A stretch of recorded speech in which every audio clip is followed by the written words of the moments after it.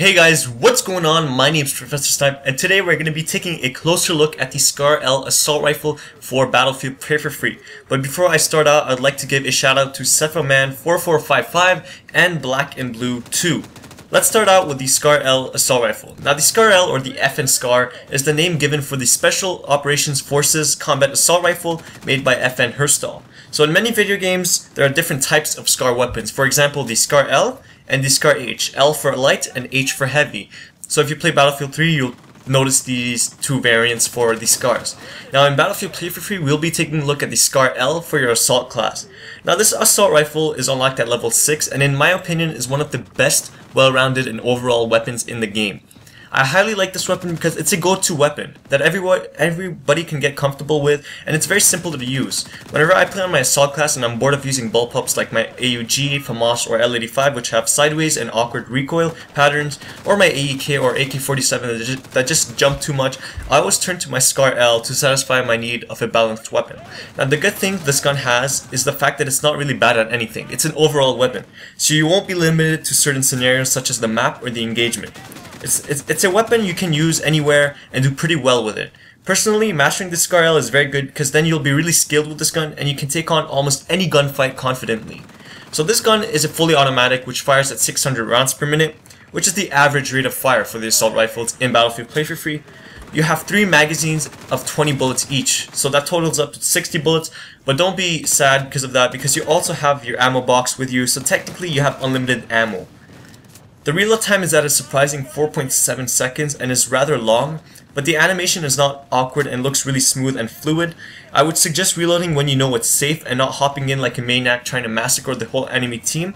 Also, whenever you're reloading, this is a good tip to use for every single weapon, is always pay attention to the ammo count, because as soon as that count hits and shows that your magazine is full, what you can do is quickly switch to your secondary and back to your primary, and you can eliminate a portion of that second or reload time where you can use it to kill an enemy or in a sticky situation where you really need your bullets. So that's just my 2 cents on that. The projectile velocity is at 550, which is average but can be boosted up with a good barrel. I like adding the Predator or the precision barrel on this weapon because it's really surprisingly very good at long ranges while tap firing. An aspect which turns me off has to be the recoil on this weapon. Although it's a very accurate weapon, this gun kicks like a mule. So this is why I suggest pop firing and tap firing at those farther ranges. But I would also suggest getting to know this weapon because like I said, once you master it, it's one of the deadliest guns. The hitfire of this weapon is not horrible, but it's not the best. So you can easily win gunfights while using this gun, but you can also lose them quite easily as well. So whenever you're into an engagement, you always want to get to know when it's the perfect time to use hipfire and when's the perfect time to actually aim down sight. So I would really, this gun is actually really well for making those 2 decisions because it's like a 50-50 chance whether are you gonna die or are you gonna live and kill the enemy. So that's why it's really good to practice with this gun for your hip firing. Now, a surprising fact on this weapon, it's damage, so it hits hard and delivers satisfying kills. At close range, you'll be hitting from 27 to 29. At medium range, you'll be damaging your enemy from 22 to 26 hit points, and at long range, you'll be delivering 19 to 23 damage. Bear into mind that this is without damage modifying magazines, so you can even have more damage if you add something like high power ammo, Viper mags, and so on and so forth. The iron sights on this gun are absolutely beautiful. They're one of my favorites in the whole game. I really enjoy this sight because they're really clear, thin, accurate, and easy to use, but keep into mind also that this is my own personal opinion and this is not solid facts, so if you're a type of person that don't like these iron sights, don't feel obliged to use them.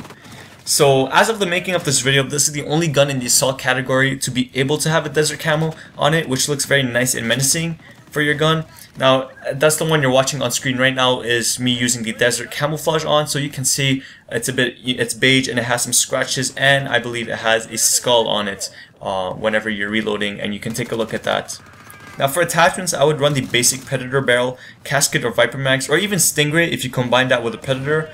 And for stock, I would use something like the Thunderbolt because something about it makes it really good and it's very good with the SCAR-L. I also tested out the Nemesis stock with the SCAR-L. Works very well, but if you want to use the Nemesis, I would suggest pairing that up with Stingray and the Predator so that you can balance things out but have most benefits out of every single attachment. Now for sights, my choice would be the iron sights. Like I said, I really love them and they're one of my favorites. But if I really had to put a sight on it, surprisingly, I would take the Desert M145, because if you just pair up the Desert M145 with a Desert paint job, it looks really nice, and I'll show you guys a little clip on screen of what it looks like. But honestly, to tell you the truth, I would pick the iron sights over anything. But also keep into mind that when you're using the M145, the recoil seems much greater because of that zoom factor, which is enhanced. So what you want to do is that whenever you're going to be using the M145, you want to slow down the pace a bit and not be too aggressive, because you'll find yourself into sticky CQC engagements, and then your gun is going to be kicking like a beast, and you're going to be like, where the hell is the enemy? He's not on my screen anymore, because your gun's looking up in the sky. So just, those are my 2 cents on that too. So to sum it all up, the Scar L is that weapon which is very underrated because it's good at everything. There's almost no flaw. It's a beast at it's not a beast at its own thing, but it can keep up with the competition. Don't be let down by the Scar L's level unlock and recoil, because if you practice and master it, it can be one of the deadliest assault rifles in the game. Now I would definitely recommend the Scar L as a weapon for newcomers because it delivers everything a balanced gun needs.